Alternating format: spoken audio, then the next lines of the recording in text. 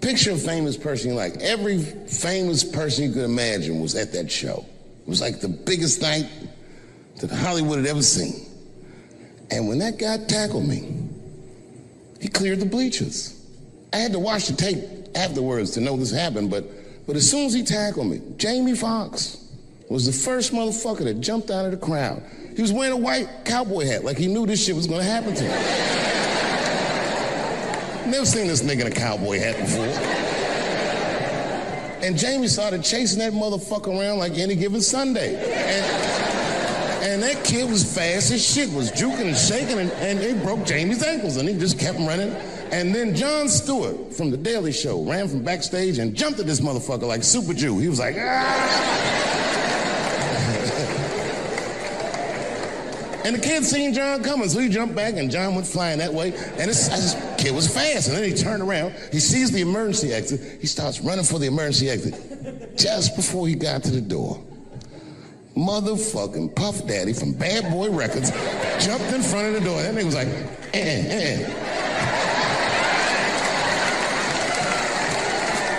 Boy, Puffy got that motherfucker. And then every celebrity just ran out because every celebrity saw themselves in me, and they just started beating the fuck out of that kid. And I know Chris was backstage looking like, nobody helped me.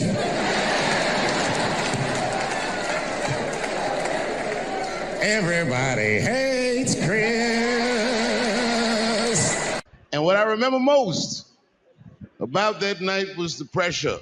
Before the show, I had to run out there on the avenue and hand out tickets to anybody who would take them because I couldn't even fill the fucking room. And boy, what a difference 24 short years makes.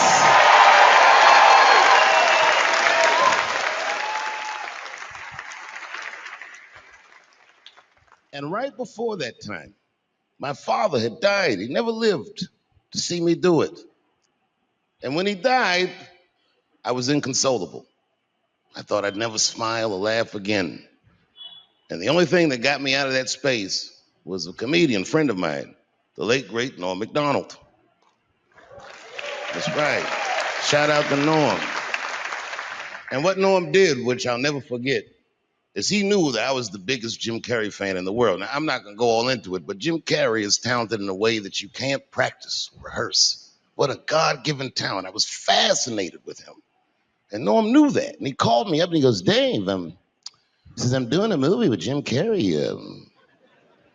Do you want to meet him? And I said, fuck, yes, I do. And it was the first time I could remember since my father died being excited. And the movie was called Man on the Moon. I didn't know any of this. And in this movie, Jim Carrey was playing another comedian I admired, the late, great Andy Kaufman. Yes, and Jim Carrey was so immersed in that role that from the moment he woke up to the time he went to bed at night, he would live his life as Andy Kaufman. I didn't know that. When they said cut, this nigga was still Andy Kaufman. So much so that everybody on the crew called him Andy. I didn't know any of that. I just went there to meet him, and when he walked into the room where we were supposed to meet, I screamed, Jim Carrey! And everyone said, no! Call him Andy. And I didn't understand. And then he came over and he was acting weird. I didn't know he was acting like Andy Kaufman. Just like, hey, how you doing? And I was like, hello. Andy? Now, in hindsight, how fucking lucky am I that I got to see one of the greatest artists of my time immersed in one of his most challenging processes ever. Very lucky to have seen that. But as it was happening, I was very disappointed. Because I wanted to meet Jim Carrey, and I had to pretend this nigga was Andy Kaufman all afternoon. And he was clearly Jim Carrey. I could look at him and I could see he was Jim Carrey.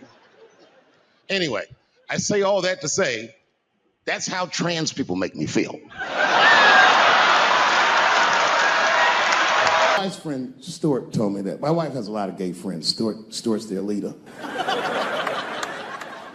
She has a lot of gay friends. And I don't like them. Not because they're gay, I'm just judging them on the merits of their character. They're just not nice dudes. They're rude house guests. They're sitting on my couch, giggling with my wife, eating my macaroons. And I come in, they act like the party's over. Hey, Stuart, what's going on? This guy talks to me the way a cat would speak if a cat could talk. Hi, David. He always wants to have some kind of gay political argument. The last one was about a petition in federal court to take the words husband and wife out of the law. I said, well, why would you want those words out the law? He said, because it discriminates against same-sex couples. I was like, niggas, please save me the semantics. Just trust me, take your chips and get the fuck out of the casino. You're about to crap out. Go outside, talk that over amongst yourselves, and whichever one of you is gayer, that's the wife. Okay. Before I did Killing Them Softly, when I was 22, HBO gave me the biggest opportunity of my life at that time. They gave me a half-hour special, but this shit was not like a special, you know what I mean? It was like, it was generic. It didn't even have a title. It was just Dave Chappelle. And I shot it in San Francisco at a place called Broadway Studios, which is on the second floor of a building. And beneath Broadway Studios is a nightclub. And the special was only supposed to be 30 minutes. And I got ready, I practiced, I did all the shit I was supposed to do. And the night that I taped, 20 minutes into my 30-minute set, I'll never forget this, music started blasting from the nightclub underneath. You could hear it real loud, and it fucked my whole show up, and I was devastated. I was a young man. I really believed in what I was doing, and I thought that my dream had been killed. So when I got off stage, I ran down the steps to the alley behind Broadway Studios and where the control trucks are parked, and I kicked that motherfucking door open, and I started yelling at all the producers. I was nobody in show business, just a guy that believed in myself. I said, man, so you fucked everything up. That fucking music, what the fuck were you thinking? And there was a guy who was a big-time producer, I ain't saying no names, and he stood up, and he said, hey, kid, sit the fuck down. He said, we didn't ruin anything. He said, we made a deal with that nightclub to not play music, and they didn't honor the deal. And I said, who didn't honor the deal? And he pointed to a guy. I'll never forget it. It was an old white man sitting in the Ford Taurus by himself. And he said, that guy right there. And I didn't waste no time or ask no questions. I went to that Ford Taurus, and I beat on that window, and I said, open the door, motherfucker, I want to talk to you. And that old man looked at me for 1 second and wisely drove the fuck off. And left me in the alley cussing at anybody who would listen. And 2 minutes later, literally 120 seconds later, couldn't have been any more than that, the doors of the kitchen in the alley of that nightclub underneath Broadway Studios flung open. And that old man was standing there, that same old man with reinforcements. He had 2 big goons with him, and he looked at me, and he was calm as a cucumber. He said, you, come here. I want to talk to you. I didn't know anything about the streets at this age. But I found out later in my life that these men were Russian mobsters. And I don't know what you guys know about the Russian mob, but these are the niggas that killed Denzel in Training Day.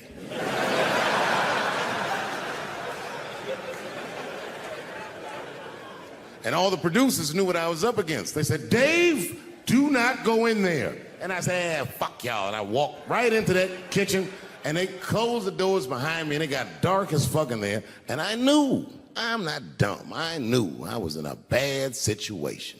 But you have to understand, I believed in what I was doing, and I didn't give a fuck. I just kept cussing at these motherfuckers, telling them how they ruined my life. And that old man couldn't believe that I was talking all this shit. And as soon as I took a breath, he stopped me gently. He said, hey, kid, listen. Your friends lied to you. He said, we made a deal, but your friends never paid me. And when he said that, I realized I was locked in a kitchen.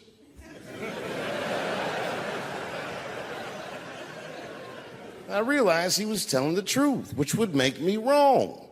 And the very moment that I realized I was wrong, for the first time, I was afraid.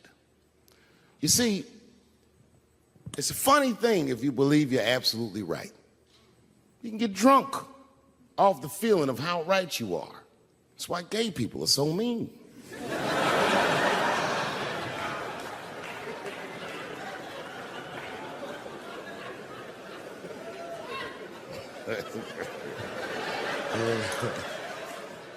But I didn't buckle. You guys would have been very proud of me. I was scared, but I didn't buckle. I said, well then, sir, I owe you an apology. But I believe that no matter what reason that music was playing, it ruined my life. And that old man looked at me with sympathy in his eyes. And he walked over to me and he gently placed his hand on my cheek, which I gotta tell you, is a very emasculating thing to do. I was standing there looking at this nigga's hand on my cheek like,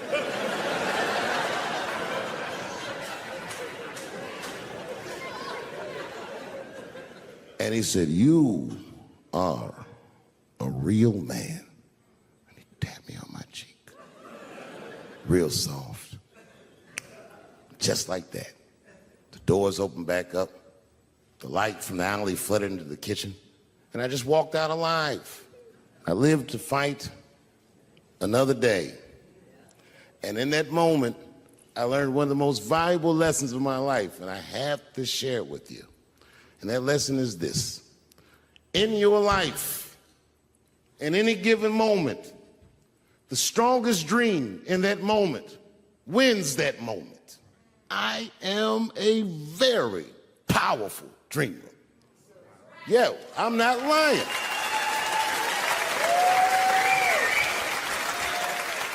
I dreamed tonight, this very night, as a 14-year-old boy, and I am living it as a 50-year-old man.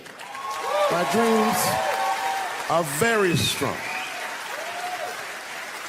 Today, I walked all around Washington. I used to be poor in this city, and all day people just said, hey, Dave, like they knew me personally, and I felt like I knew them.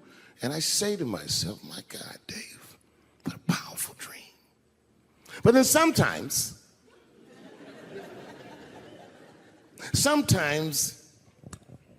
I feel regular. Just feel like myself. Maybe I'll smoke some weed and be at some nightclub and feel shy.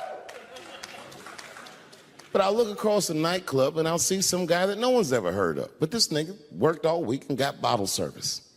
And his bitches bringing Moet with sparklers to him. And I picture in my mind he's Persian. He's doing some kind of weird Persian dance. And he got 6 bitches at his table because he got so much liquor, and they all call him saying, go Cena, go Cena. And I'll be looking across the room like, oh my God, I'm in that guy's dream.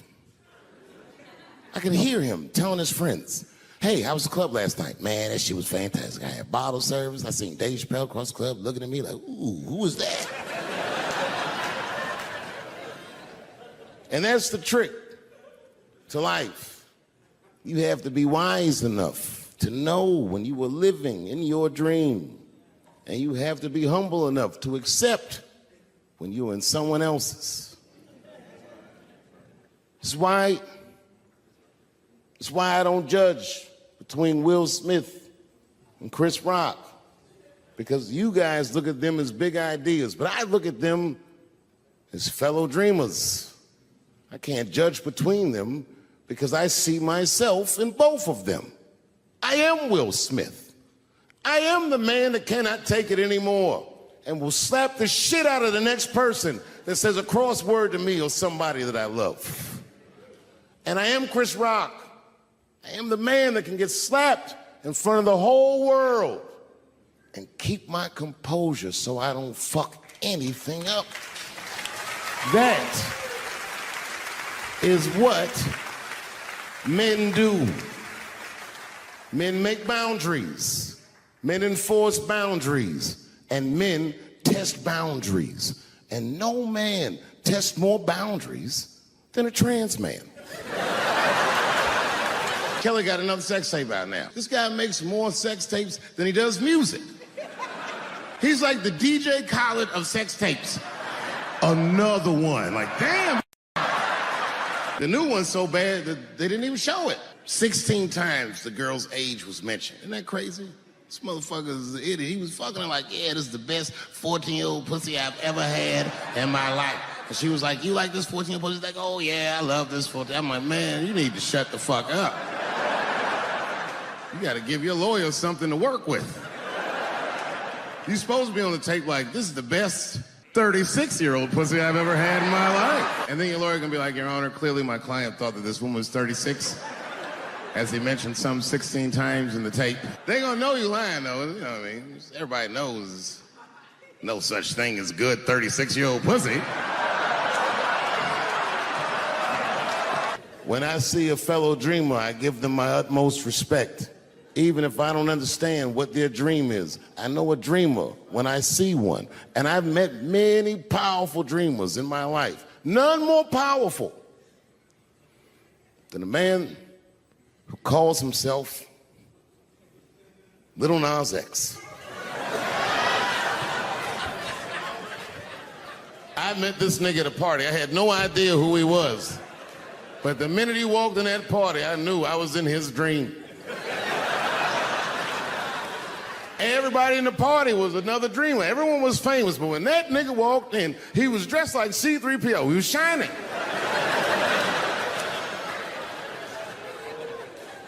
And everyone was like, oh my God, there he is. That's Lil Nas X. I didn't know who he was. And for some reason, out of all them dreamers, he walked right up to me.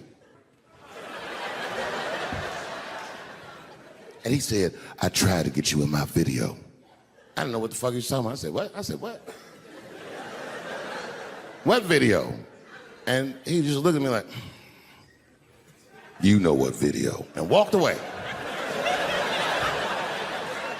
And I watched him walk away. I said, man, this nigga's having a very powerful dream.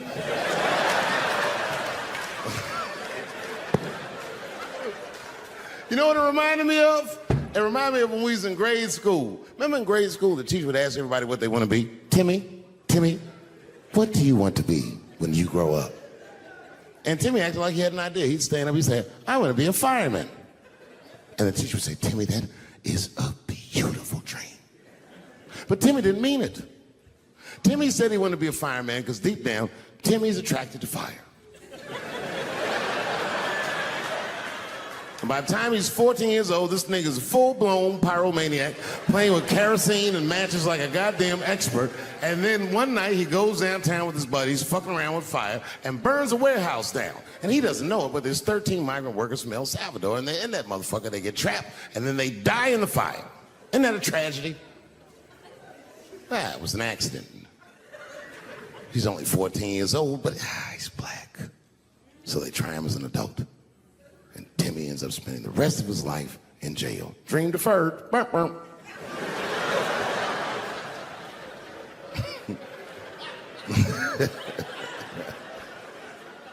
What about you, Billy? Billy, what do you want to be when you grow up? And Billy stands up and he says, I want to be president of the United States. And the teacher says, oh my God, Billy, that is a wonderful dream. And Billy means that shit. Billy does everything right. That motherfucker gets his grades up. He joins student government. He even does extracurricular activities like show choir just to make his resume look good. He's on track to be president, but junior year he wipes. When he's 16, he gets his girlfriend pregnant and has to drop out of high school to make ends meet. But lucky for him, the local Walmart's hiring. By the time he's 20 years old, this motherfucker makes assistant manager at Walmart. He's the youngest one in the district. He says, oh my God, if I can keep this up for 4 more years, I could be a manager. And if I can keep this up for 6 more years after that, I could even be a regional manager and have as many as 3 Walmarts under my control. And he's a big picture guy. He sees where this path is going, so he kills himself.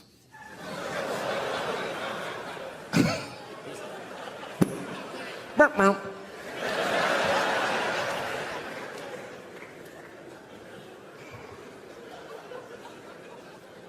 Well, what about you? What do you want to be when you grow up? I don't want to say, because I don't want the other kids to laugh at me. Who cares if they laugh? Your dream is yours. Own your dream so they can come true. Say it loud and proud. What do you want to be when you grow up? Little Nas X. And that nigga stood up in front of the whole class. I want to be the gayest nigga that ever lived. I want to do a music video and slide down a stripper pole all the way to the depths of hell and suck the devil's dick at 10 o'clock on BET while all the kids are awake and can see me.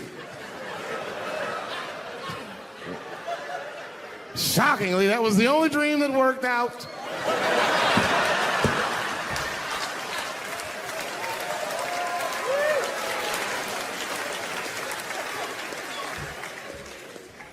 That's why I'm here tonight in the city where I built the dreams that I live. Because I wanted to tell you all that they came true. And I wanted to thank you all for making the man that I am today.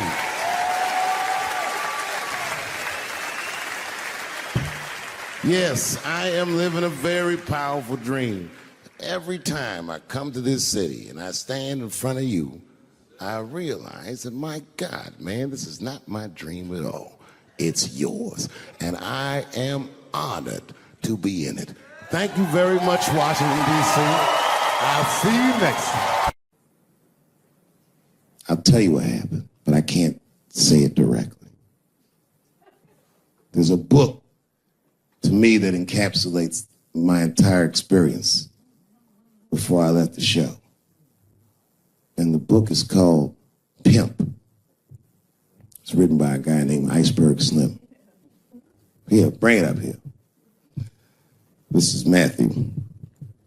Matthew was from France. He's white. And yet, he has an original copy of this book written by a black American who was a pimp in the 40s. Iceberg Slim, his real name was Robert Beck. He got the name Iceberg because he was in a bar in Chicago and there was a shootout in the bar and a bullet went through this nigga's hat and he still finished his drink. Pimps love shit like that. They said, man, you ice cold. And he said, I like that. And it stuck. This book is so heavy in the front. It has a glossary of pimp terms because the ideas are so foreign to the American ears. For instance, do you know what the phrase mileage on a hoe means?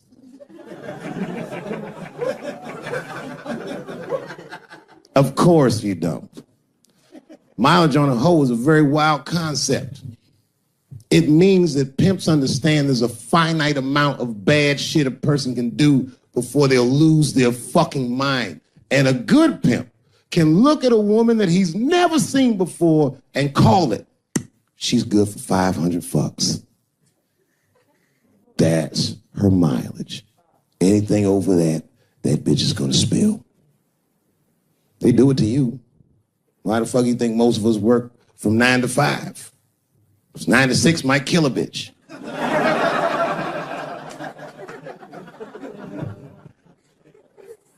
Iceberg Slim was the one that broke down what a bottom bitch was. Does anyone know what a bottom bitch is? Anyone?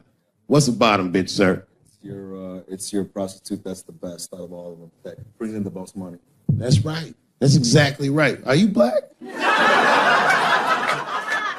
That's right. A bottom bitch is a pimp's number one hoe. She's even a bitch that helps him keep the other bitches in line. I will repeat. She's even a bitch that helps him keep the other bitches in line. If the pimp was McDonald's, then the bottom bitch is French fries. The rest of them bitches like fish sandwiches, and cherry pies, and shit like that. Iceberg Slim breaks down some of the coldest capitalist concepts I've ever heard in my life.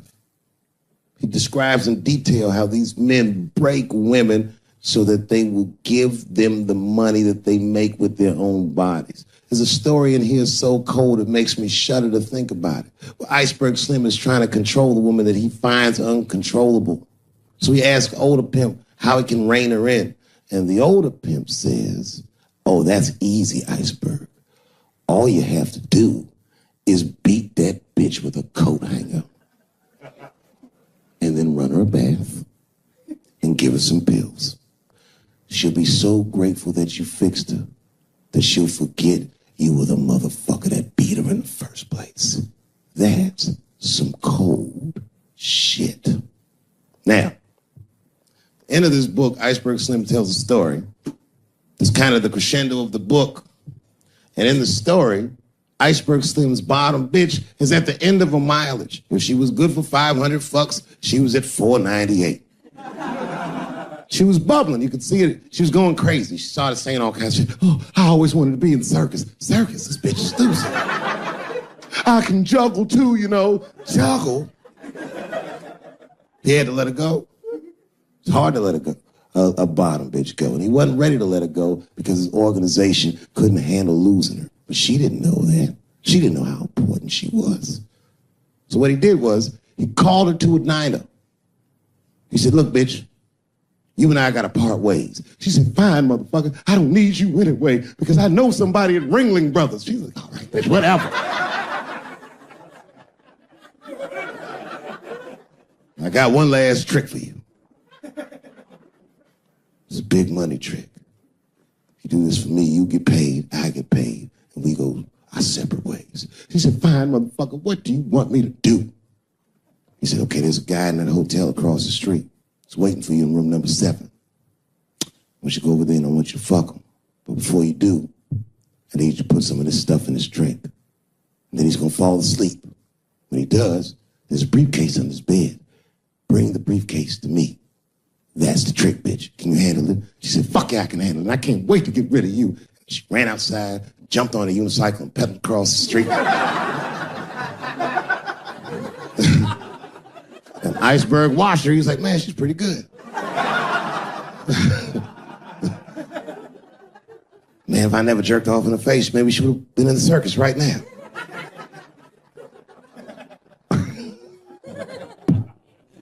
And she runs up to the motel steps and she disappears in room number 7. And she's gone for a real long time. Real long time. So long, in fact, that Iceberg got a little worried. But then, suddenly, she came back.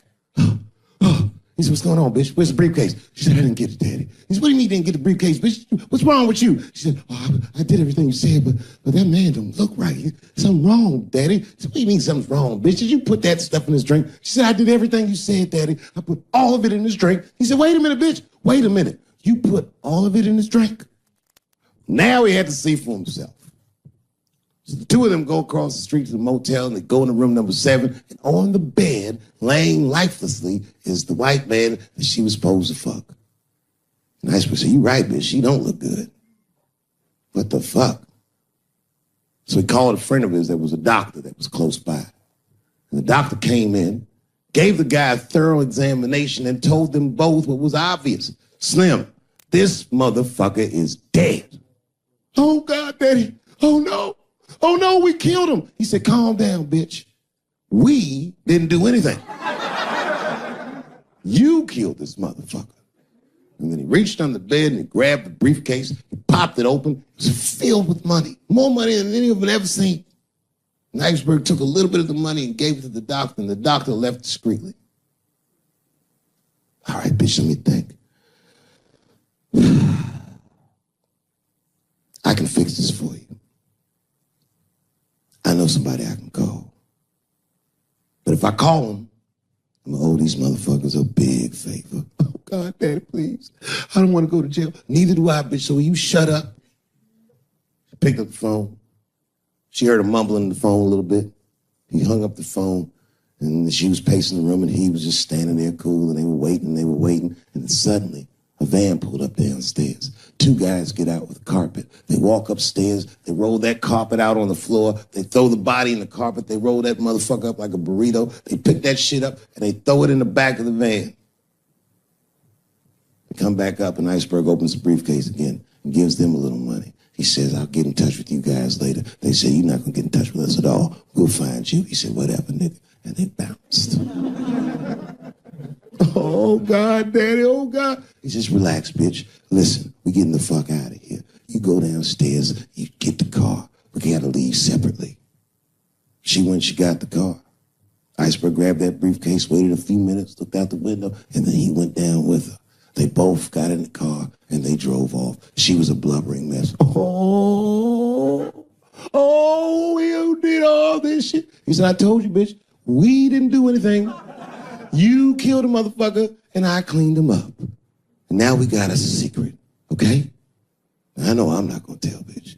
It's you? She said, oh, no, I ain't gonna tell. He said, all right, baby, cool. I'm gonna need you to stay with me for a while till this shit cools down. She goes, okay. That's the game. That's how the whole shit works, ladies. You understand? This bitch was at the end of her mileage. She was at 498. She ended up tricking for Iceberg for another 6 months. She must have turned another 200 tricks for him. Do you understand? Some cold shit. And the cold shit about it is that the dead guy on the bed wasn't even dead at all. This motherfucker was just a friend of Iceberg's acting like he's asleep. The doctor wasn't a doctor. It was a motherfucking butcher that happened to have a white coat. And the dudes who came in the moving van clothes was dressed like movers because they were movers. Iceberg had gotten a new apartment. And the bag of money was Iceberg's money in the first place. The money he got from all those women. That's a cold game. That's the motherfucking capitalist manifesto. And that's why I went to South Africa. So now we got us a little secret, bitch. I Googled the dictionary definition of a feminist just to make sure I was talking about the right thing. And do you know, sir, what the dictionary definition of a feminist is? I didn't either. Listen to this. Webster's defines a feminist as a human being, not a woman, a human being that believes in equal rights for women. I was shocked that that's what that meant. Because by that definition, I would consider myself a feminist. And I didn't even know that at the time.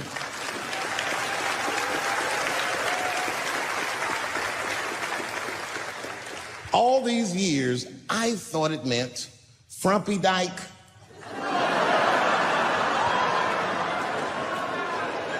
Well, that's who's always talking, to be some chick in overalls. Men are trying to rape us. Ah, not you, bitch, me please.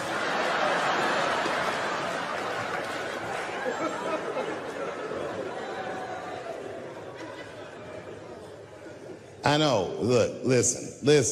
I support the feminist movement, I do, in my own ways.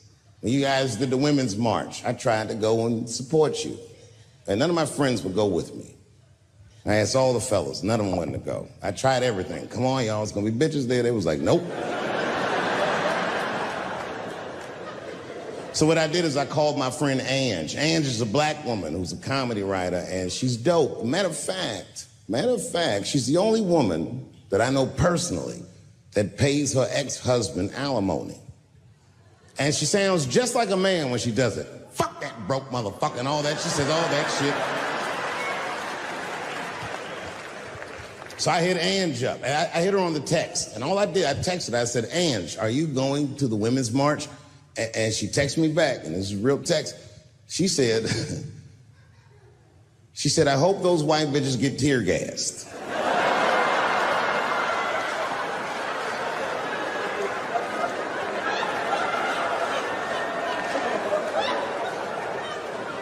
There's a problem in that feminist movement, isn't there? From its inception in America, there's always been a racial component. When Susan B. Anthony was having that meeting and Sojourner Truth's black ass showed up, read your history books. All them white women asked Sojourner Truth not to speak. They didn't want to conflate the issues of women's rights and slavery. But you know how black bitches are. Sojourner Truth went up there anyway.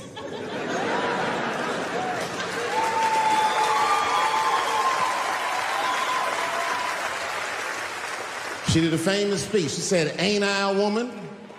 Ain't I a woman? That's right. And listen.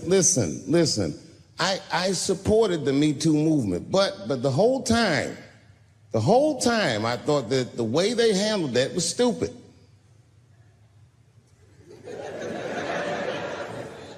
It was white. It was like, they were doing shit like going to the Golden Globes, and all of them would be like, let's all go to the Golden Globes and wear black dresses to give these men a piece of our minds. Bitch, that is not gonna work. You think Martin Luther King's gonna be like, I want everybody to keep riding the bus, but wear matching outfits? You gotta get off the bus and walk. It's real talk. Real talk, that was a silly movement. I want everybody to wear a crocheted pussy hat so they know we're serious. What the fuck was y'all doing? And then I said something about it in one of my specials, and all these women actresses came after me. I said, man, fuck y'all too, you canceled. I ain't jerking off to none of your pictures again.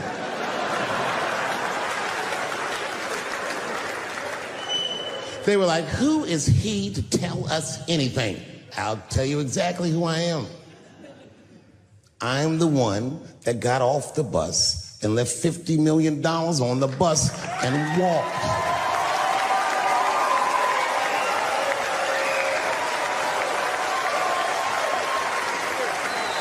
I agreed with these women. I just didn't agree with what they were doing about it.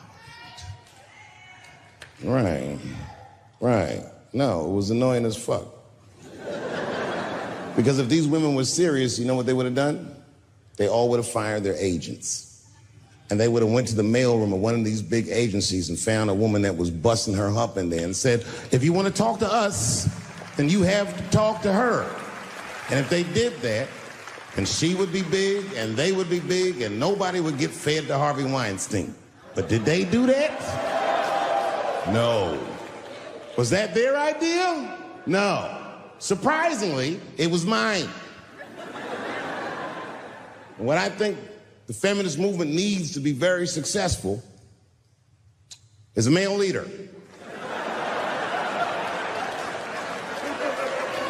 I'll do it. I will. I will lead you women to the promised land. I will make sure you get equal pay for equal work. I will make sure that nobody harasses you or fucks with you on the job. I will protect all of your interests. And all that I ask for in return was that you suck my dick. And now we're right back to square one, aren't we?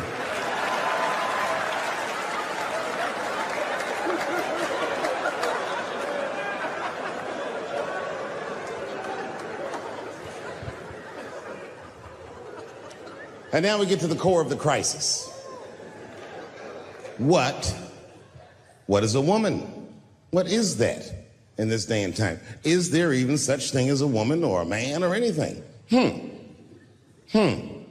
Seems to be a question nowadays. Now listen, women get mad at me. Gay people get mad at me. Lesbians get mad at me. But I'm gonna tell you right now, and this is true. These transgenders, these niggas want me dead. I've gone too far, I've said too much. And I gotta tell you, I'm very worried about it. I'm not even joking.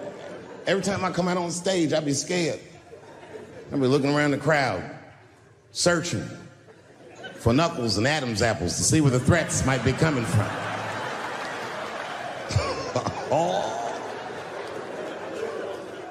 A nigga came up to me on the street the other day. He said, careful, Dave, they after you. I said, what? One they or many theys?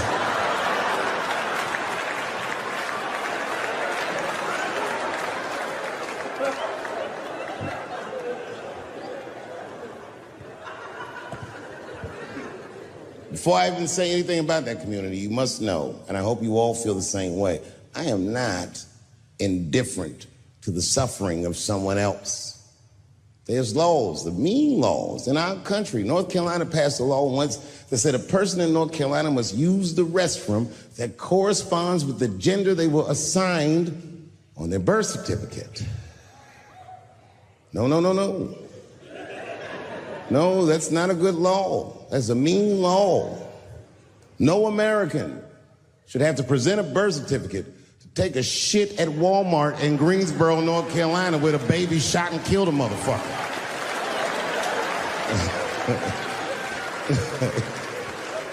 You have to ask yourself, if you're thinking about it, who are these laws designed to protect? Like, let's say they designed this law to protect me, my interests. Transphobic comedian Dave Chappelle.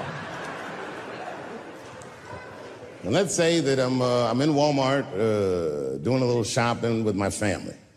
Now, I should tell you, if that ever happens in real life, you should know that my dreams didn't work out.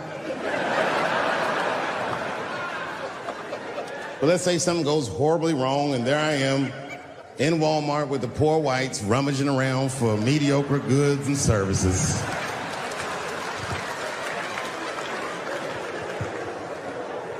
And then I gotta go to the restroom. So I excuse myself from my family. I go to the men's room. Now I'm standing at the urinal taking a leak. And this is what this law is gonna do. And suddenly, a woman walks into the men's room. I'm gonna be like, that's strange. And then she stands shoulder to shoulder with me at the urinal. I'm gonna be like, bitch, what's going on with you? And then she hikes her skirt up and pulls a real live meaty dick out. Yep. And what do you think I'm gonna say? Thank God she's in here with me. At least now I know my family's safe. No, I'm not gonna feel that way at all. I'm gonna feel very uncomfortable. I would feel better if it was a man with a vagina who backed up to the urinal next to me.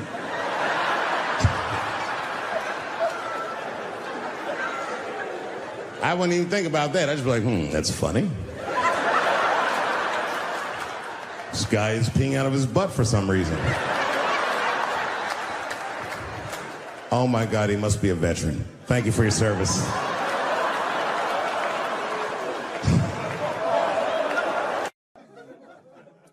That's why I want to start a GoFundMe for Colin Kaepernick. I do, man. I'm fascinated with him. I want to make sure he never has to play football again. He can if he wants to. I just don't want him to have to. Because why the fuck not? I know he's rich and people would be like, I'm not giving a GoFundMe to a rich dude, but you should. You should. Because that motherfucker's life was going great. He's so light-skinned, he didn't even have to say he was black. And yet, he took a knee during that anthem for us. Thought about us when things were going good, when his belly was full, when he didn't think about his livelihood or any of that, and they took his livelihood away from him. I'm like, man, that shouldn't be the way it is. Every fucking person that takes a stand for somebody else always gets beat down, and we watch it. Over and over and over again, we watch it. But we should pay those motherfuckers for blowing the whistle because they make our lives better. And we could change the narrative. We could make one motherfucker have a good outcome for doing the right thing. And that would make another motherfucker be brave enough to do the right thing. And if he's what he is, because bitch want a stupid-ass part. We should take care of each other. Wouldn't it be nice to be like, remember that time they was going to kill Jesus, but then he got all that money?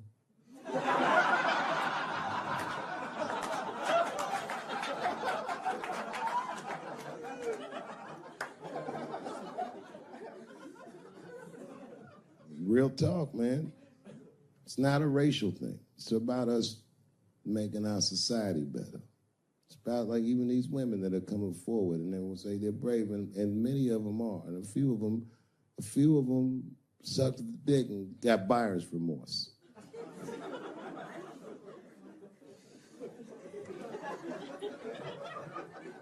Yo, that's a huge omission from this narrative. This wouldn't have gone this far if some women weren't willing to do it. You can't ask every woman to hold the line. Some women can carry things heavier than others. So we should fight for one another. We should forgive the ones of us that are weaker and support the ones of us that are stronger. And then we can beat the thing. When you guys keep going after individuals, the system is going to stay intact. You have to have men on your side. And I'm telling you right now, you're going to have a lot of imperfect outliers. I'll tell you what happened, but I can't say it directly. There's a book to me that encapsulates my entire experience before I left the show. And the book is called Pimp. It's written by a guy named Iceberg Slim. Here, bring it up here. This is Matthew. Matthew is from France. He's white. And yet, he has an original copy of this book written by a black American who was a pimp in the 40s. Iceberg Slim, his real name was Robert Beck. He got the name Iceberg because he was in a bar in Chicago and there was a shootout in the bar and a bullet went through this nigga's hat and he still finished his drink. Pimps love shit like that. They said, man, you ice cold. And he said, I like that. And it stuck. This book is so heavy in the front. It has a glossary of pimp terms because the ideas are so foreign to the American ears. For instance, do you know what the phrase mileage on a hoe means? Of course you don't. Mileage on a hoe is a very wild concept. It means that pimps understand there's a finite amount of bad shit a person can do before they'll lose their fucking mind. And a good pimp can look at a woman that he's never seen before and call it, she's good for 500 fucks. That's her mileage. Anything over that, that bitch is gonna spill. They do it to you. Why the fuck you think most of us work from 9 to 5? Because 9 to 6 might kill a bitch.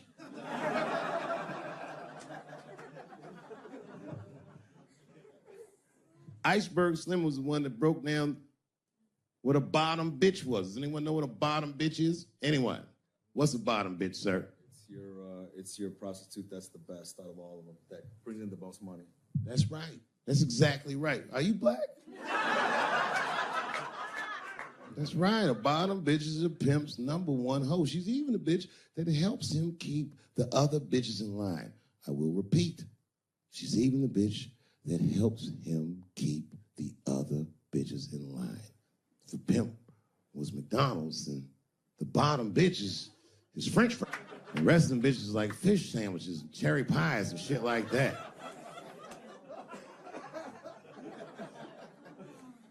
Iceberg Slim breaks down some of the coldest capitalist concepts I've ever heard in my life.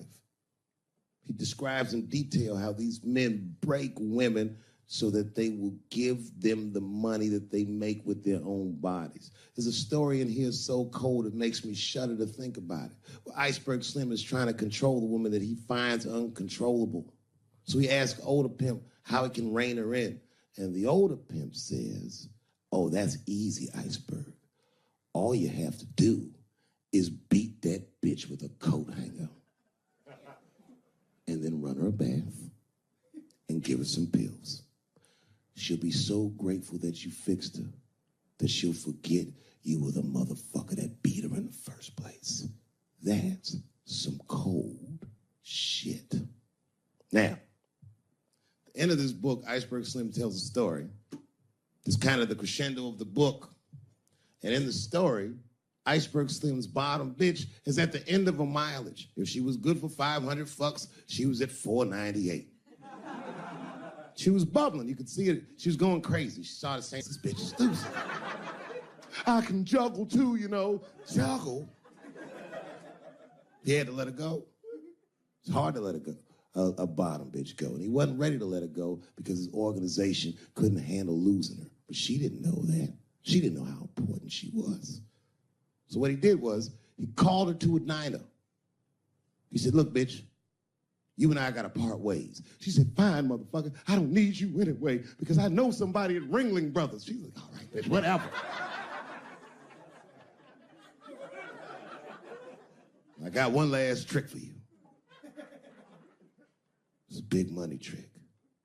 You do this for me, you get paid, I get paid, and we go our separate ways. She said, fine, motherfucker, what do you want me to do?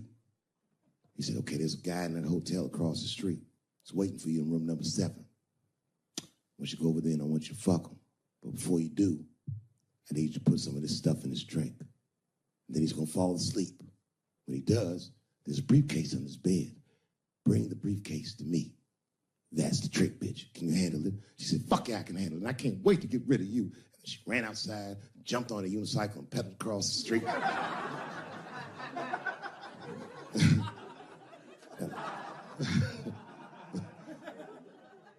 Man, if I never jerked off in the face, maybe she would have been in the circus right now.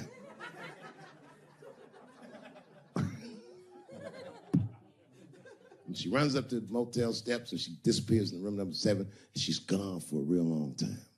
Real long time. So long, in fact, that Iceberg got a little worried. But then, suddenly, she came back. He said, what's going on, bitch? Where's the briefcase? She said, I didn't get it, Daddy. He said, what do you mean you didn't get the briefcase, bitch? What's wrong with you? She said, oh, I did everything you said, but that man don't look right. Something wrong, Daddy. He said, what do you mean something's wrong, bitch? Did you put that stuff in his drink? She said, I did everything you said, Daddy. I put all of it in his drink. He said, wait a minute, bitch. Wait a minute. You put all of it in his drink? Now he had to see for himself. So the two of them go across the street to the motel, and they go into room number 7, and on the bed, laying lifelessly, is the white man that she was supposed to fuck. And Iceberg said, you right, bitch, she don't look good. What the fuck? So he called a friend of his that was a doctor that was close by. And the doctor came in, gave the guy a thorough examination, and told them both what was obvious. Slim, this motherfucker is dead. Oh, God, Daddy. Oh, no. Oh, no, we killed him. He said, calm. You killed this motherfucker. And then he reached under the bed and he grabbed the briefcase. He popped it open. It was filled with money. More money than any of them had ever seen. And Iceberg took a little bit of the money and gave it to the doctor, and the doctor left discreetly. All right, bitch, let me think. I can fix this for you. I know somebody I can call. But if I call him, I'm going to owe these motherfuckers a big favor. Oh, God, Daddy, please. I don't want to go to jail. Neither do I, bitch, so will you shut up? She picked up the phone. She heard him mumbling on the phone a little bit. He hung up the phone, and she was pacing the room, and he was just standing there cool, and they were waiting, and then suddenly a van pulled up downstairs. 2 guys get out with a carpet. They walk upstairs. They roll that carpet out on the floor. They throw the body in the carpet. They roll that motherfucker up like a burrito. They pick that shit up, and they throw it in the back of the van. They come back up, and Iceberg opens the briefcase again and gives them a little money. He says, I'll get in touch with you guys later. They say, you're not going to get in touch with us at all. We'll find you. He said, whatever, nigga. And they bounced. Oh, God, Daddy, oh, God. He says, relax, bitch. Listen, we get the car. We got to leave separately. She went, she got the car. Iceberg grabbed that briefcase, waited a few minutes, looked out the window, and then he went down with her. They both got in the car, and they drove off. She was a blubbering mess. Oh, you did all this shit. He said, I told you, bitch, we didn't do anything. You killed a motherfucker, and I cleaned him up. And now we got us a secret, okay? Now, I know I'm not gonna tell, bitch. It's you? Oh, no, I ain't gonna tell. He said, all right, baby, cool. I'm gonna need you to stay with me for a while till this shit cools down. She goes, okay. That's the game. That's how the whole shit works, ladies. You understand? This bitch was at the end of her mileage. She was at 498. She ended up tricking for Iceberg for another 6 months. She must have turned another 200 tricks for him. Do you understand? Some cold shit. And the cold shit about it is that the dead guy on the bed wasn't even dead at all. This motherfucker was just a friend of Iceberg's acting like he's asleep. The doctor wasn't a doctor. It was a motherfucking butcher that happened to have a white coat. And the dudes who came in the moving van clothes was got in a new apartment. And the bag of money was Iceberg's money in the first place. The money he got from all those women. That's a cold game. That's the motherfucking capitalist manifesto.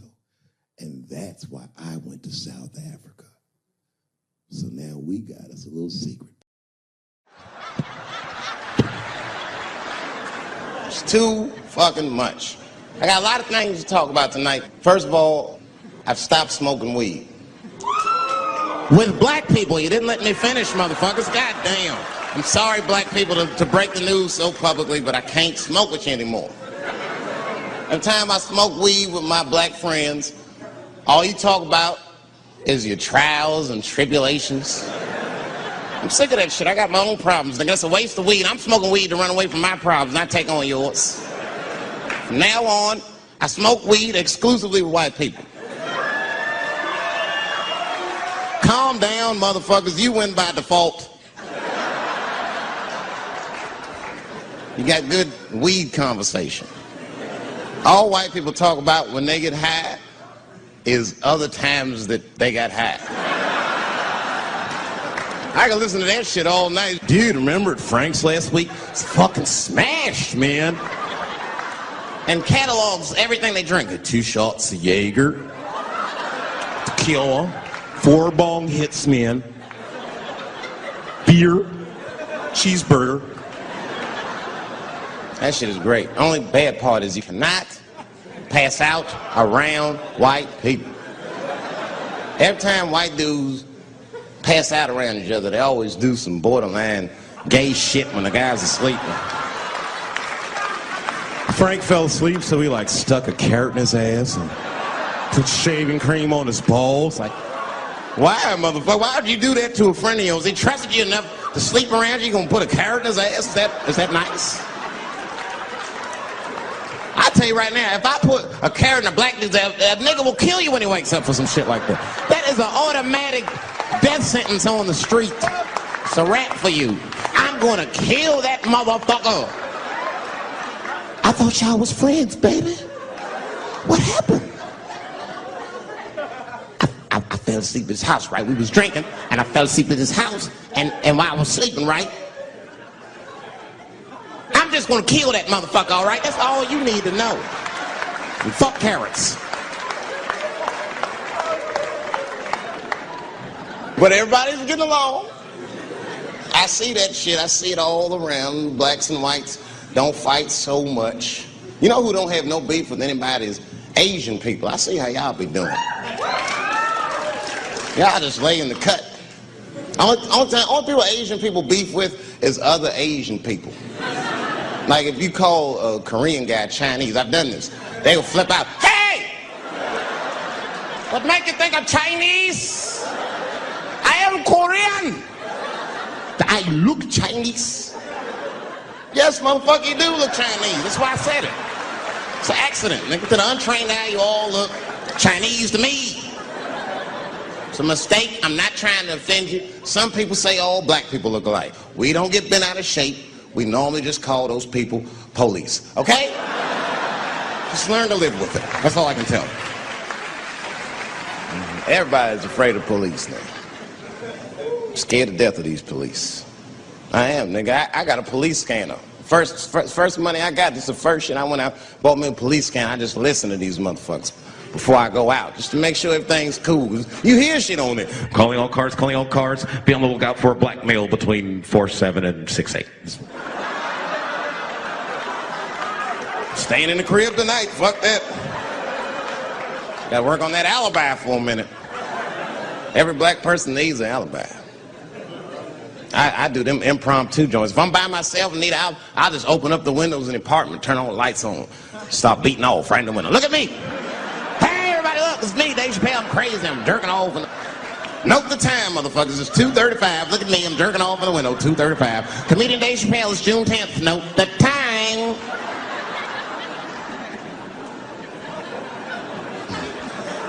That shit could save my life. Officer David Chappelle couldn't have done that. I saw him in his window masturbating from 2:35 to 2:37. I'm certain of it. He was standing on a clock and holding a calendar and today's paper. Fuck, I need an alibi. I can't be no celebrity. This shit is just the worst.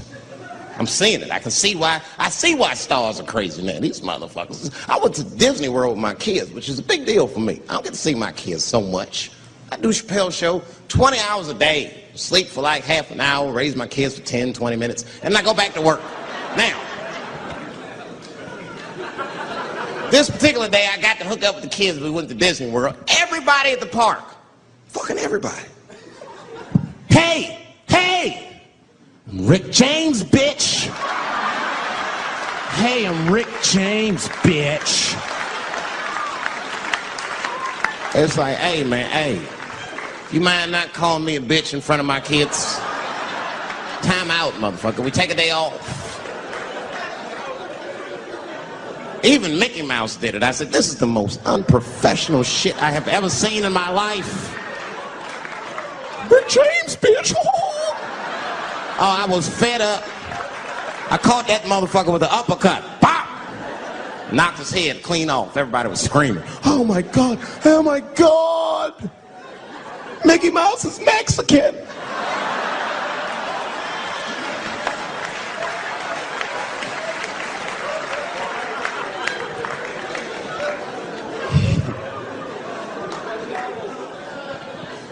I had a terrible time in Disney World. Disney World is like a whole nother country anyway. They got their own currency. That shit is ridiculous. As soon as I check in the hotels, welcome to Disney World, Mr. Chappelle. Can we interest you in some Disney dollars? Nah, man, I'm cool. You can't buy weed and pussy with Disney dollars. Like, I'm on vacation. I like them greenbacks. I like them greenbacks. You know what I'm saying? It's the kind of money people spend. People is very particular about that. I saw that. That was one of the main stories from the war. Was the first big thing we did was they said, now that Iraq has been liberated, we have managed to take Saddam Hussein's face off of the money. And I'm not gonna lie, when that press conference came off, I was like choked up. I was actually proud to be an American because that is a very subtle psychological nuance of oppression to have a dictator on your money. And it's thoughtful to be able to take that motherfucker off for the goodwill of another person, right? But then I thought, well, if you could do that for Iraq, what about our money, man? Our money looked like baseball cards with slave owners on. George Washington is the worst of the worst. Yes, I said it. You mythologize this motherfucker like he was the greatest dude, man. If I went back in time with a white person and we saw George Washington walking in front of our time machine, my white friend would probably be like, oh my God, Dave, look, there's George Washington. It's the father of this great nation. I'm gonna go shake his hand. I'd be on the other side like, run, nigga, George Washington. And we'd both be right. You like him because he wrote the Declaration of Independence and all that shit. We hold these truths to be self-evident. All men are created equal. Go get me a sandwich, nigger, or I'll kill you. Liberty, justice for all. Am I wrong? Am I wrong? Wait a minute, did he not own slaves? Didn't he own slaves? That's all I'm saying. I almost protested the war in the beginning. Almost. Until I saw what happened to them Dixie chicks. I said, fuck that. If they'll do that to 3 white women, they will tear my black ass to pieces. I don't want to hear that shit. Yeah, man, they would. But I'm like, for real, why you care so much what the Dixie chicks say? It's not like they political scientists or nothing. They just bitches that can sing good. You know what I mean? Stop worshiping celebrities so much. Just don't listen, pay attention. I remember right around September 11th, Ja Rule was on MTV. That's what they said. We got Ja Rule on the phone. Let's see what Ja's thoughts are on this tragedy. Who gives a fuck what Ja Rule thinks at a time like this, nigga? This is ridiculous. I don't want to dance. I'm scared to death. I want some answers that Ja Rule might not have right now. You think when bad shit happens to me, I'll be in the crib like, oh my God, this is terrible.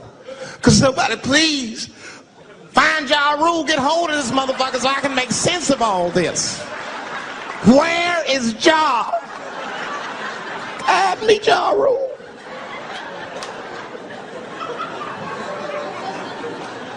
I don't even know why people listen to me. I'll say anything, nigga. I've done commercials for Coke and Pepsi. I don't give a fuck what comes out of my mouth. I just say what it takes. Whatever it takes, that's what I'm saying. If you want to know the truth, can't even taste the difference. Surprise! All I know was Pepsi paid me most recently, so tastes better. Pretty much how the game goes. I'm just being real, man. There's too much goo-gagging over celebrities. People don't know what's fake and what's real anymore. That's why Bill Cosby got in trouble. Look what happened to Bill Cosby. Bill Cosby said some real shit and the whole world freaked out on him. For what? For having an opinion? Just because he was selling pudding pops for the last 40 years, people forget that he's a nigga from Philly in the projects, and he might say some real shit from time to time. It's not that big of a deal. I spoke at my old high school, and I told them kids straight up, if you guys are serious about making it out of this ghetto, you gotta focus, you gotta stop blaming white people for your problems, and you've gotta learn how to rap or play basketball or something, nigga. You're trapped. You are trapped. Either do that or sell crack. That's your only options. That's the only way I've ever seen it work. You better get to entertaining these white people, nigga. Get to dancing. Go on out there and be somebody.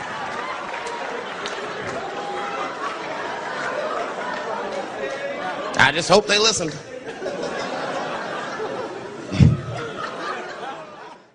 Motherfuckers are just taking it too far. I don't know why or how everybody got this goddamn sensitive. You know who hates me the most? The transgender community.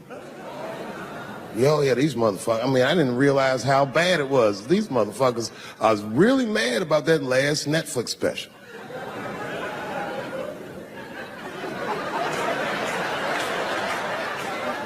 It's tough, man. I don't know what to do about it because I like them. I always have. Never had a problem with them. You know, just fucking around. As a matter of fact, I think I make fun of everybody, and I mean, as a group of people, they have to admit, it's kind of fucking hilarious, man. I'm sorry, bro. It's like, I've never seen somebody in such a hilarious predicament not have a sense of humor about it. They're born feeling like there's something other than they're born as, and that's kind of funny, you know? I mean, it's funny if it's not happening to you. It's like that white black bitch that's in the news all the time. Rachel Dolezal. She's a white woman, but then she dressed up like a nigga and shot her way up to the very top of blackness. And I always wanted to meet her just so I could understand. I just wanted to like have dinner with her so I could just look in her eyes and call her a nigger to her face. The fuck is that bitch talking about? I identify black. That is trans talk, lady. Stop biting. Stop biting. There's a big difference between her and a trans. The difference between her and a trans is I believe transgenders. I don't understand them either, but I know they mean what they say. Them niggas cut their dicks off. That's all the proof I need. I've never seen somebody just throw their dick away. Don't need it.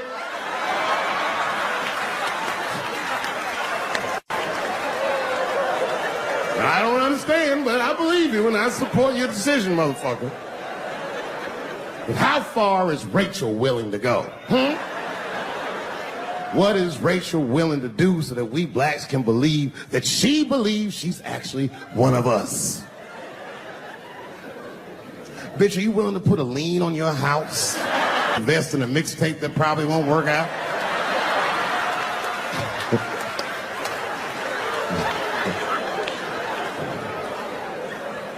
She didn't even change her name. Didn't even change her name. Her name is Rachel. I can't believe in that name. If you want my support, you're gonna have to change your name to the blackest shit I've ever heard.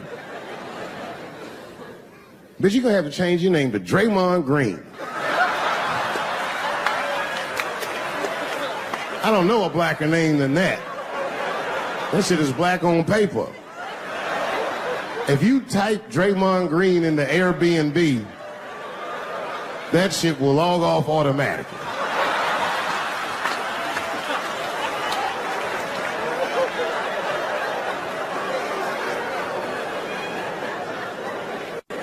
You know, people get mad, bro. People get mad about everything I say. I was doing a show. I was in Portland, Oregon. and I was checked in a hotel under the name Charles Edward Cheese.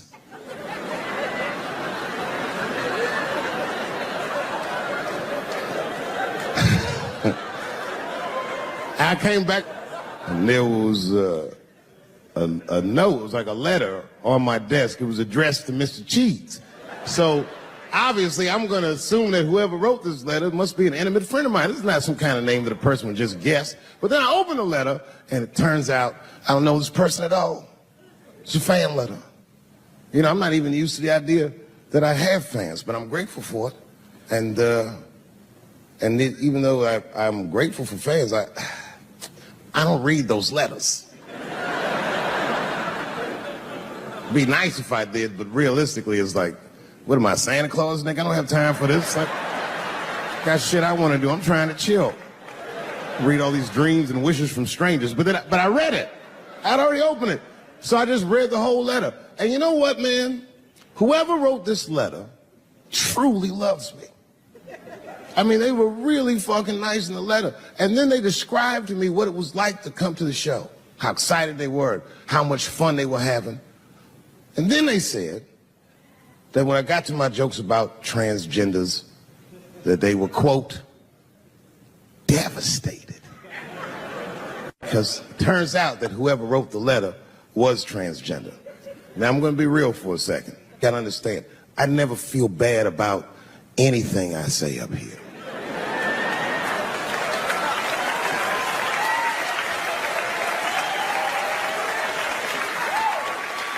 And I would never admit this to you if I hadn't locked your phones up.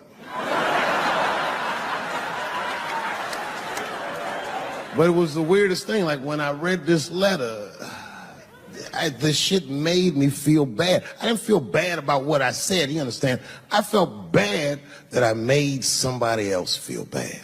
To be honest, I don't even know what I said that upset that person. I have so many transgender jokes.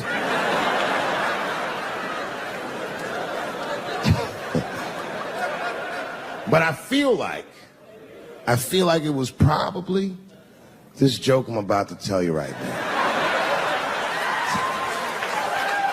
And it's not even that bad of a joke. It's a true joke. I mean, it's not true, but I had read in the paper that Caitlyn Jenner was contemplating posing nude in an upcoming issue of Sports Illustrated. And I know it's not politically correct to say these things, so I just figured, fuck it, I'll say it for everybody else. Yuck. Oh, sometimes I just want to read some stats. I don't know why you're gonna cram some man pussy in the middle of the sports page like this. I just didn't think that was the place for it. But I wasn't saying anything like Caitlyn Jenner's a bad person. I'm not mad at her for doing it. I'm not even mad at Sports Illustrated. If I'm mad at somebody, I'm probably just mad at myself. You understand? Because deep down, I know that I am not strong enough to not look at those pictures.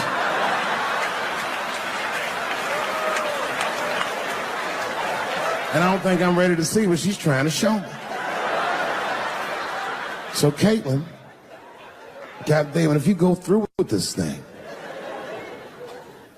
bitch, you better go hard or go home. I want you to go all the way. Hustler style. Do you know what hustler style means, miss? That means spread the lips.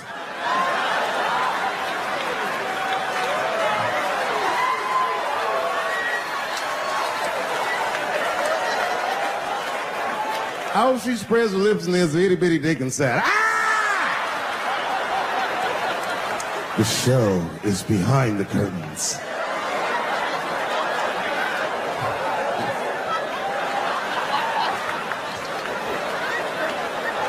I don't know what I said that upset that person. But I'm going to tell you something. When I read that letter, and the moments after I read it, I did something that many black men in America do not have the time or the money to do. I thought about how I felt.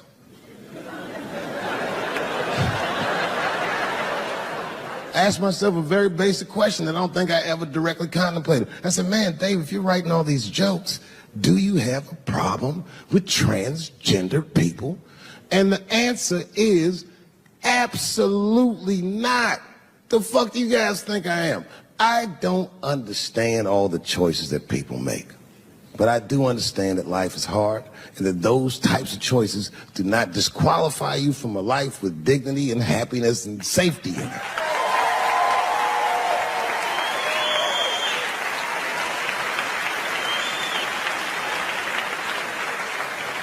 But if I'm honest,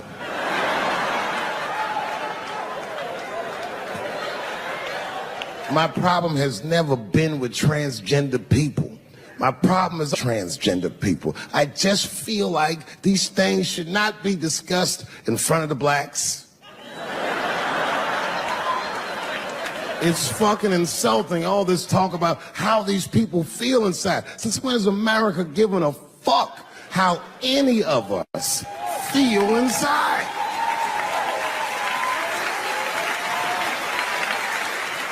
And I cannot shake this awful suspicion that the only reason everybody is talking about transgenders is because white men want to do it. That's right. I just said that. If it was just women that felt that way, or black dudes and Mexican dudes being like, hey, y'all, we feel like girls inside, they'd be like, shut up, nigger. No one asked you how you felt. Come on, everybody. We have strawberries to pick. It reeks of white privilege. You never asked yourself why it was easier for Bruce Jenner to change his gender than it was for Cassius Clay to change his fucking name?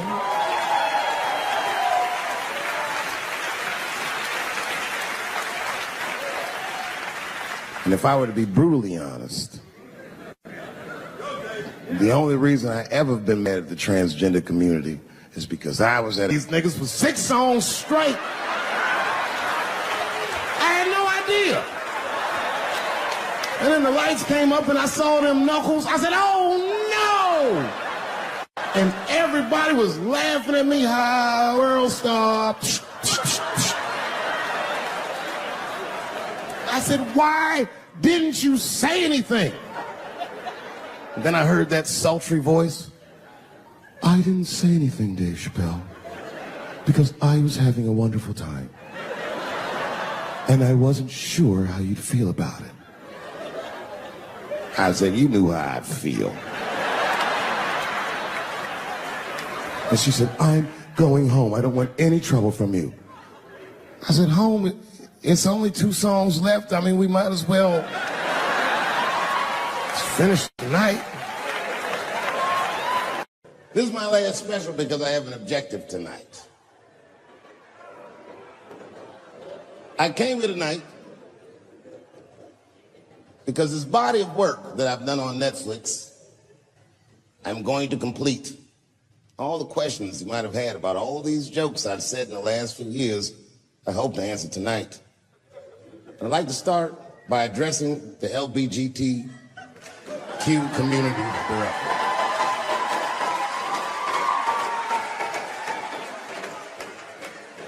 And I want every member of that community to know that I come here tonight in peace.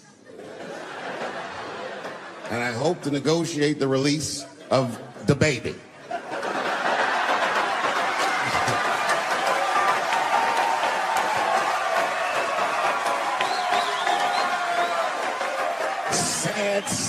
Sad story. The baby was the #1 streaming artist until about a couple weeks ago. He took a nasty spill on stage and said some wild stuff about the LGBTQ community during a concert in Florida. Now, you know I go hard in the paint, but even I saw that shit and was like, God damn, the baby. Ooh, he pushed the button, didn't he? He pushed the button, punched the LGBTQ community right in the AIDS. Can't do that. Can't do that. But I do believe, and I'll make this point later, that the kid made a very egregious mistake. I will acknowledge that. But, you know, a lot of the LGBTQ community doesn't know the baby's history. He's a wild guy. He once shot a nigga and killed him in Walmart. Oh, this is true. Google it. The baby shot and killed a nigga in Walmart in North Carolina. Nothing bad happened to his career.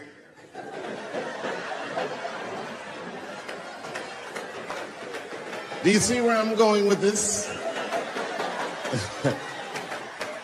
In our country, you can shoot and kill a nigga, but you better not hurt a gay person's feelings.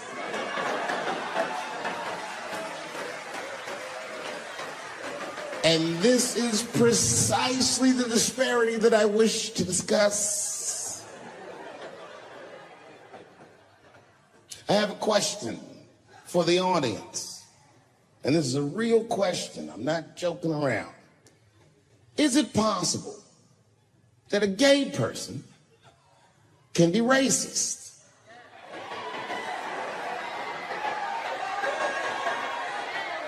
Do you really think so? Of course it's possible. Look at Mike Pence.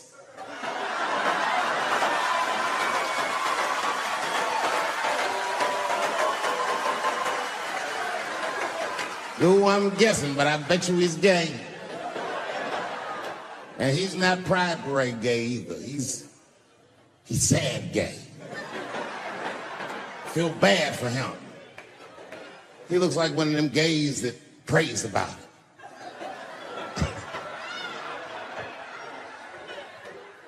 Jesus, please take these dirty feelings out of my heart.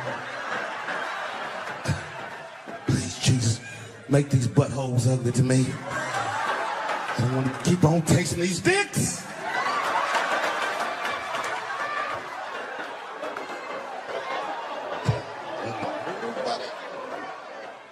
You guys are confusing the emotions. You think I hate gay people, and what you're really seeing is that I am jealous of gay people. Oh, I'm jealous. I'm not the only black person that feels this way.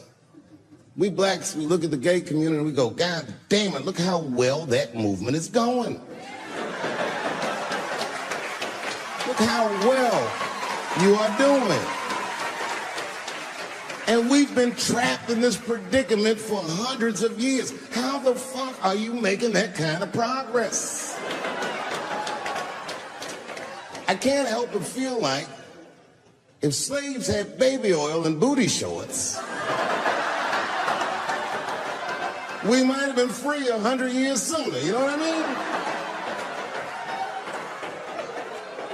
mean? If Martin Luther King was like, I want everybody to get up on them floats, get your bodies good and shiny.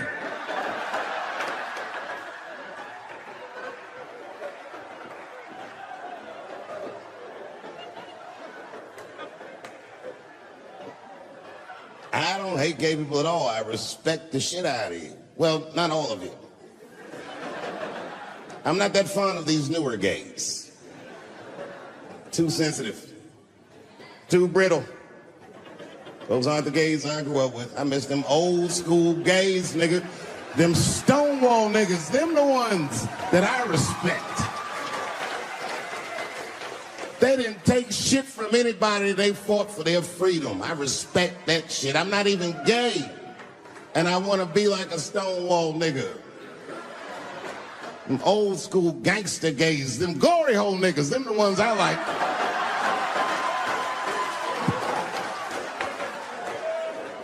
These new gays don't even know what the glory hole is. It's a hole in the wall the gay contractors built. You wanna know why they put that hole in the wall? I'll tell you, there's no nice way to say it. Because when they want to have some fun, they will put their penises in that hole and hope for the best. I respect that shit. There's a lot of courage on both sides of that hole, nigga. I'm not even gay. And I want to try that glory hole out.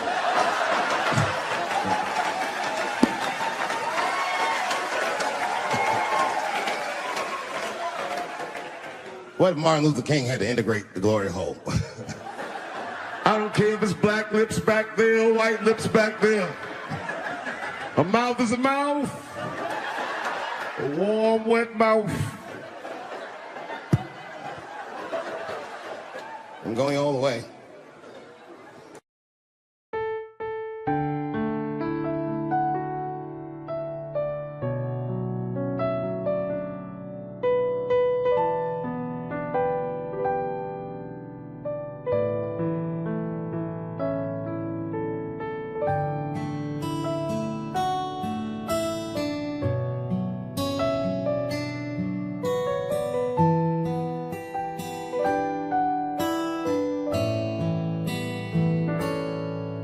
Dahulu kala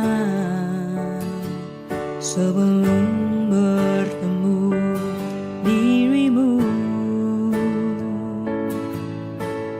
hari-hariku serasa hamba tidak warna.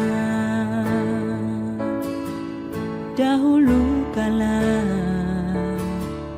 kula jalani hidup yang biasa,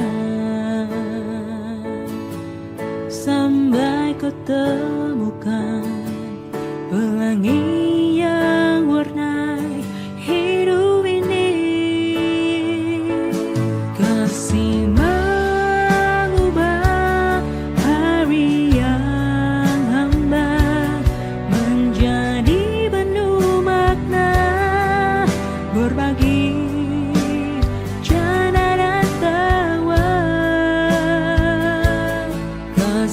mengajariku melihat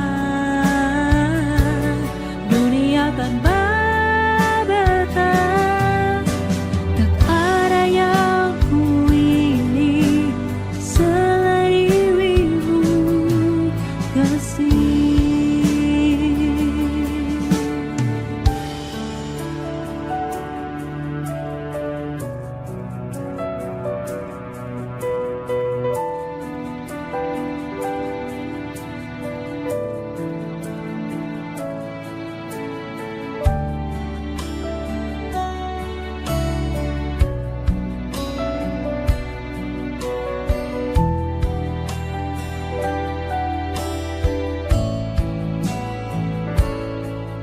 Dahulu kala sebelum bertemu dirimu, hari-hariku serasa hamba tidak warna. Dahulu kala kula jalani hidup yang biasa, sampai kau temukan pelangi yang warnai hidup ini. Kasih mengubah hari yang hamba menjadi penuh makna, berbagi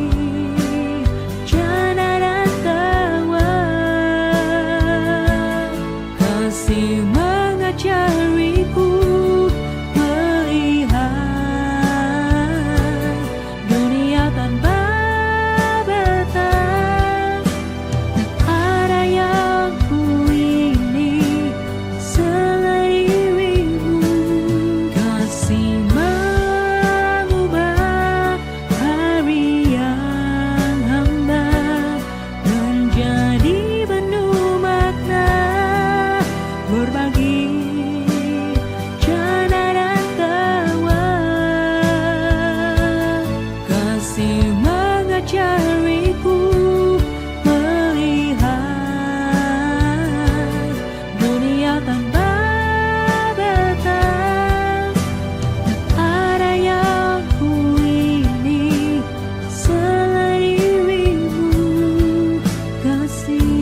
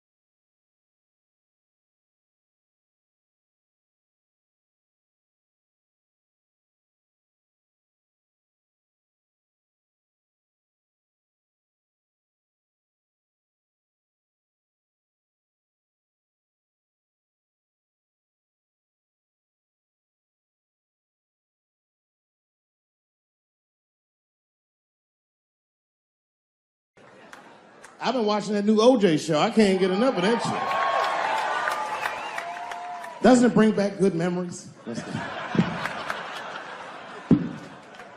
But I forgot how, like, just how polarizing that OJ case was. And you know, I've met OJ Simpson on 4 different occasions in my life. And before the end of the show, I will tell you about each of those occasions. The first time I met OJ Simpson, I was in Santa Monica. Santa Monica? Yeah. I can't believe a black dude was like, Santa Monica. He was the last niggas I was expecting to say that. Let's see your shoes. You got some Vans on, nigga? What you got? Santa Monica! You? At the time, I was 18. I had done a show, and then a guy from the club came up and was like, hey, O.J. Simpson's here, and he said he wants to meet you. I said, what? Fuck yeah. I ran down the steps, and O.J. was down there. He's like, hey, yo, man, how are you? It's very good to meet you, and you're doing really good work, and I hope good things happen for you in your life. Standing beside him, well, I don't know the nice way to say this, his soon-to-be slain wife. Ladies and gentlemen, man the fuck up or you're not gonna make it through the end of this show. Just man the fuck up.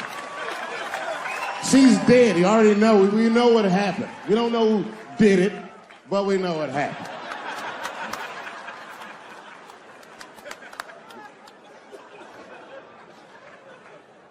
I should tell you that woman was very nice to me. She actually embraced me. She said, I think you're adorable. And she hugged me. She goes, good luck to you. And she held me for a long time. And I whispered in her ear, bitch, are you trying to get us both killed?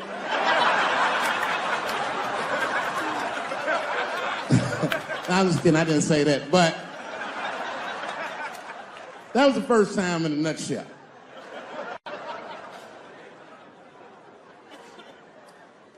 It's good to see so many different people here from so many different ethnicities. Very diverse crowd. Looks like you thought Bernie Sanders was gonna come out in this motherfucker, but surprise, it's me. Yeah. Yeah, no, you know, I'm happy really to see black people come. You know, a lot of black people don't fuck with me like they used to. But there's a lot of reasons, a few reasons you don't see black people at my shows. One is because obviously black people have slower internet connections. I mean, that would be my guess. I don't know what. Actually, my own actions drew a wedge between me and the community I hold so dear. A couple of weeks ago, I was supposed to be in Flint, Michigan for a charity benefit that was supposed to raise awareness for the appalling condition of the water in Flint. I don't know if you know this, but the water in Flint is fucking poisonous. It's actually making people sick. I mean, Hollywood people like, so what? At least they have water. This water's fucked up. So a lot of black celebrities flew into Flint, and they did a tremendous charity benefit, and I was on the schedule to appear.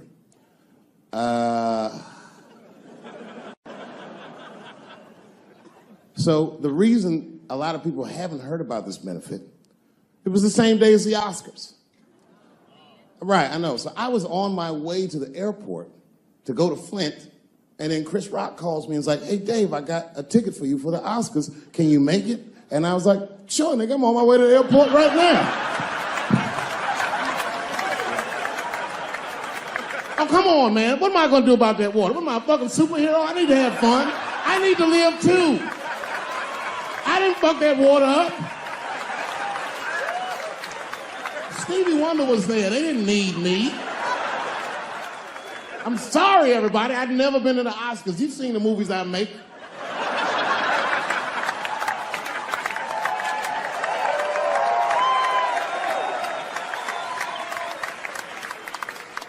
I was excited as fuck. I knew I was gonna get in some trouble because when I was walking in the red carpet, the black press came after me. Excuse me, brother. When you hear somebody call you brother too much, something terrible's about to happen. Excuse me, brother.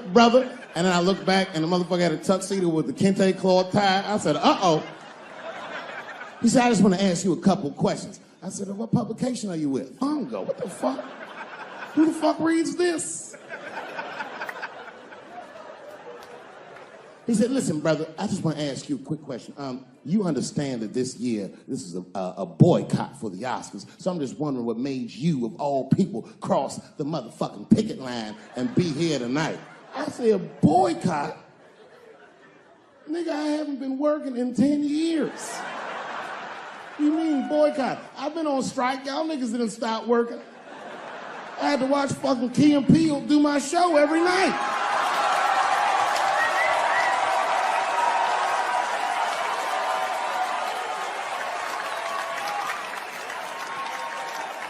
Fuck the Daily Bongo is what I said. I went to Oscars and had a wonderful time. I went in that fucking green room. It was filled with so many stars, I couldn't even believe what I was seeing. Hollywood was seducing me all over again.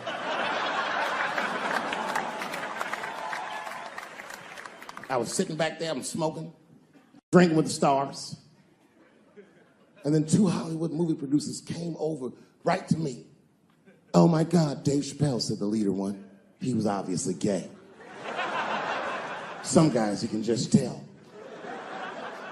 The other one seemed like a money guy, like maybe he was from Texas or some shit. But the gay one was definitely the leader, because he did all the talking. And then he hit me with, so David, do you have any movie ideas that you would like to pursue? The truth is, I don't. But if you know the game, you're not supposed to tell motherfuckers you don't have ideas. I was like, yeah, man, I got plenty of ideas. And he called my bluff. Really? Like what? Huh?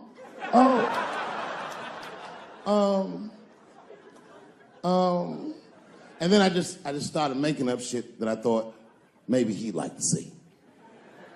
I said, I have a superhero idea. He goes, really? I go, yeah, he's a gay superhero. He was like, really? What's it called? Huh? Oh, it's called Same Hero, New Boots. It's about a gay sous chef in San Francisco. When he's taken out the trash, and is blessed with powers beyond his wildest dreams. Supersonic, gay kind of powers.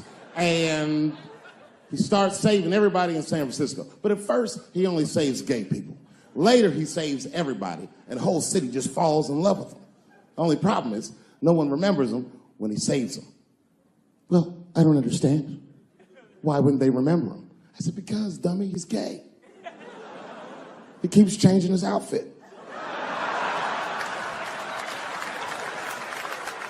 People come up, thanks for saving, mister. What's your name anyway? He's like, same hero, new boots, and that motherfucker flies away.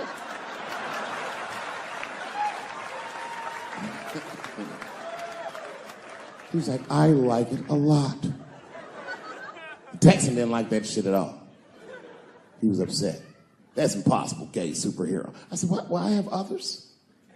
I have a superhero you love because he's stronger than Superman and he fights for truth, justice, and the American way like Superman, but more than Superman. He beats up Mexicans for no reason.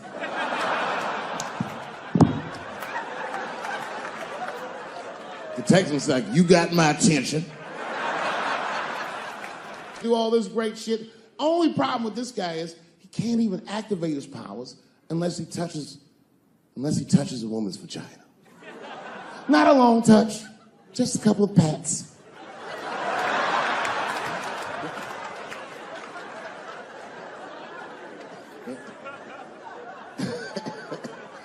He said, well, what's the problem with that? I said, well, the problem, sir, is that our hero is not, he's not a handsome man. And he's often short on cash. So whenever trouble breaks out, he has to run around the city and convince women to let him pat their vaginas. Please, miss, that building's on fire. Can I pat your vagina quickly? People are dying, but he can't tell them exactly why. Ugh, get away, you're gross. Please, miss, people are dying. Just a couple of pats. Ugh, gross, get away.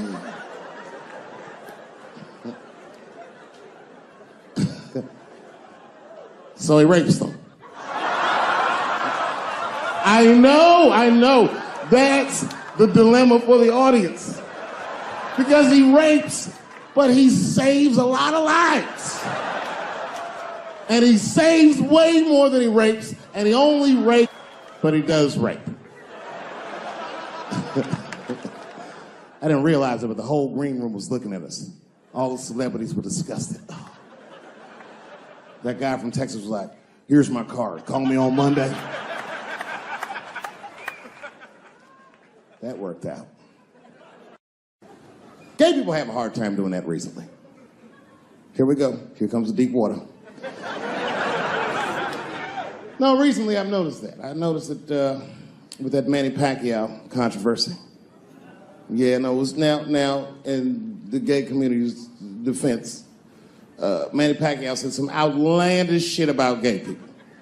Very, very not nice things that I won't repeat, but there was biblical verses and some analogies to animals. Wasn't a good look. Nike took his shoes immediately, which I thought was a little harsh. A little harsh. You know what I mean? Because he's, just because he's Asian. You know what I mean? Fuck you gonna take shoes off Asian dude to appease a gay dude? You know what I mean? No? You don't know what I mean. But Asian people kind of know what I mean. No? No Asians in the front? No? No, this is what I mean. Okay, look. Okay, you're an Asian dude. No, I say this with no disrespect. But we're all Americans, right? And we can agree that America has a huge body count all over the world, but nowhere more than Asia. Literally, if you look at history, recently, we have bombed the masculinity out of an entire continent. We dropped 2 atomic bombs on fucking Japan, and they've been drawing Hello Kitty and shit ever since. There's a lot of lady boys in the wake of our bombs. And I know these things because my wife is Asian. She's Filipino. All right, well, okay, so that explains it. Now you know why you see me at all those Filipino events. I'm not there picking up pussy, I'm dropping some off.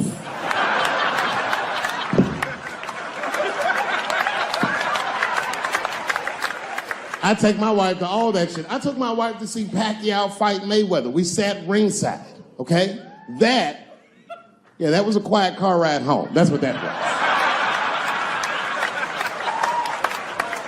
But if you know what's popping in the Philippines, you know that they got a whole generation of kids in the Philippines growing up without their mothers. Yes, a lot of women in the Philippines go to the Arabian Peninsula, they come to the United back home, which is still one of the #1 staples in the Philippines economy, money that their expats send back to the Philippines. The men, on the other hand, are left rearing children, twiddling their thumbs, waiting on their wives' checks. These men have been fucking emasculated. And then suddenly, a boxer rises from amongst them and reinstates their manhood with his motherfucking fist. This is not the guy you're supposed to ask, what do you think of homosexuals? He's not your champ. Shit. That's why I don't have a sneaker deal, because if you say something that people don't like, they'll take your fucking shoes off. Road ahead. They've got the longest mental gap to bridge. That's all I'm saying. Because, you know, whenever I see one of them T's on the street, I don't mind them, but I'll be like, man, I miss Bruce. I'm sorry, guys. I'm 42. I remember Bruce Jenner. Before the Kardashians, before all that, this motherfucker was a white American superhero. It was amazing. He was beating Africans at track and field. We'd never seen anything like it. He was on my cereal box growing up. You know how much of that cereal I ate, nigga? I didn't know he was gonna do that.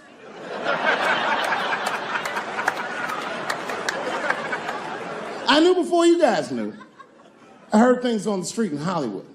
You know, you just be out, see people. Hey, what's up, Kanye? Why the long face? Nigga, you'll see.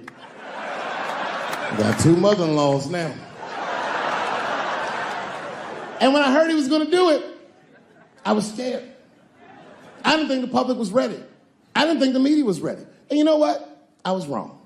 Never seen anything like it. Welcome to the world, Caitlin. So long, Bruce. Hello. Somebody called me a nigga in traffic last Wednesday.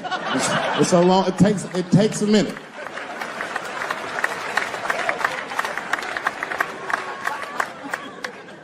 My wife's friend, Stuart, told me that. My wife has a lot of gay friends. Stuart's their leader. She has a lot of gay friends. And I don't like them.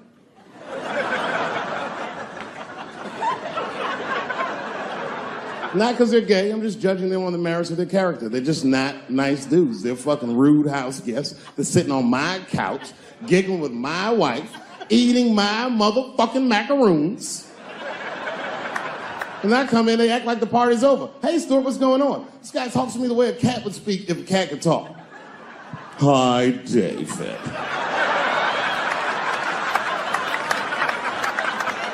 Stuart, what's all the beef, man? What's going on? He always wants to have some kind of gay political argument. The last one was about a petition in federal court to take the words husband and wife out of the law. I said, well, why would you want those words out the law? He said, because it discriminates against same-sex couples. I was like, niggas, please save me the semantics. Just trust me, take your chips and get the fuck out of the casino. You're about to decide, talk that over amongst yourselves, and whichever one of you is gayer, that's the wife.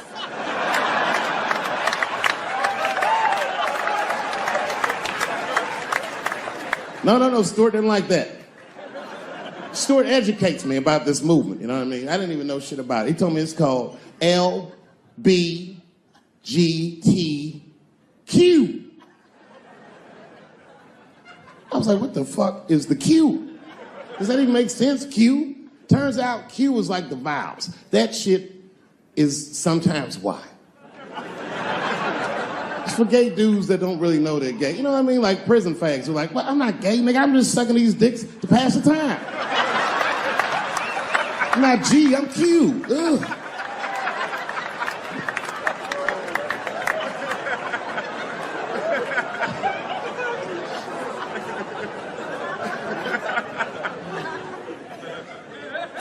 I think, okay, again, of all those letters, the T has the toughest road ahead. In fact, I think the T should stand for tough. If Martin Luther King had a sneaker deal, we'd still be on the back of the bus. They always true, the Nike exec come up, hi, Martin, we need you to tone down the talk of civil rights and blacks being humans. It's upsetting our southern distributors. But I don't understand. I thought that's why I had a sneaker deal in the first place. Not quite. Really, it's a walking shoe, and we like the marching, but try to understand. Fuck that shit. You know, I get it, though. I understand why gay people are mad, and I empathize. You know what? I'm just telling you, this is a black dude. I support your movement, but if you want to take some advice from a Negro, pace yourself. These things take a while. Just because they passed the law doesn't mean they're going to like you. Because Brown versus Board of Education was in 1955. I was shocked. Is this happening? Wait a minute. Is this a time in American history when an American can make a decision for themselves, and even though other Americans don't understand it, they'll support it and let this person live a happy life? Is this what's happening? If it is, then good for America. That's Dave Chappelle, the American. Although Dave Chappelle, the black American, he was a little jealous. I was like, how the fuck are transgender people beating black people in the discrimination Olympics? If the police shot half as many transgenders as they did niggas last year, it'd be a fucking war in LA. I know black dudes in Brooklyn, hard street motherfuckers that wear high heels just to feel safe.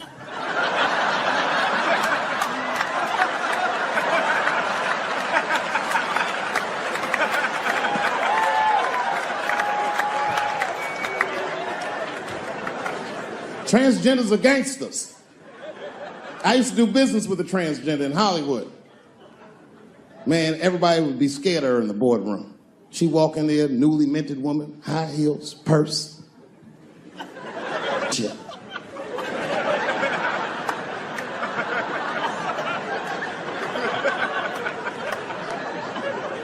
Then she walked to the head of the conference table, stare at us all, reach in her purse, and pull her old dick out and throw it on the table. Let's talk business, gentlemen. Ah!